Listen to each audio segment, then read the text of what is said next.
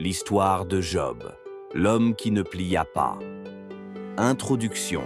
Il y a très longtemps, dans un pays lointain, vivait un homme dont l'histoire traverse les siècles.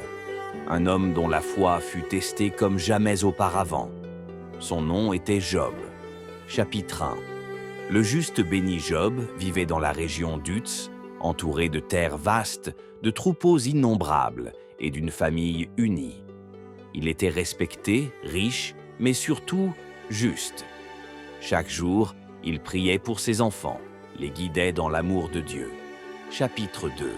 Le conseil céleste.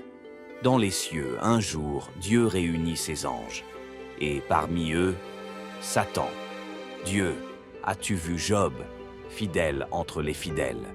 Satan, c'est parce que tu l'as comblé. Ôte-lui tout, et tu verras. Chapitre 3. Le début des épreuves. En un seul jour, Job perdit tout, ses troupeaux, ses terres et ses 10 enfants. Chaque nouvelle tombait comme une pierre sur son cœur. Job à genoux dans la poussière. Le Seigneur a donné, le Seigneur a repris. Que son nom soit béni. Chapitre 4. La souffrance dans la chair. Satan frappa Job dans sa santé. Job, couvert de plaies, restait fidèle. Même sa femme l'incita à maudire Dieu. Mais Job dit, « Si nous recevons le bien de Dieu, pourquoi pas le mal ?» Chapitre 5. Les faux amis. Eliphaz, Bildad et Tsophar vinrent consoler Job, mais finirent par l'accuser. Ils dirent, « Tu as dû pécher, Dieu est juste. » Job répondit, « Je n'ai rien fait. Pourquoi Dieu m'écrase-t-il » Chapitre 6. La voix de Dieu.